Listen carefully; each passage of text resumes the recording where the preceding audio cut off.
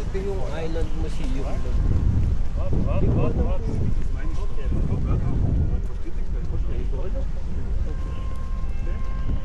Nagsindi na tayo.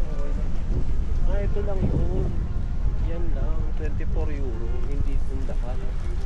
So dito, iba pa yung bayad dito pag pumakasok tayo. Tignan mo.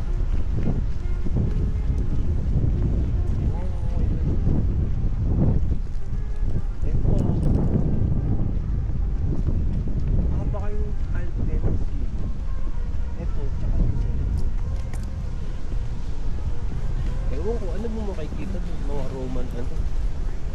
Roman ancient artifacts. Ano bang alam mo dun, baby? Wala, sasama naman ako sa'yo. Hindi ako, wala akong alam. Kung Greek, pwede pa.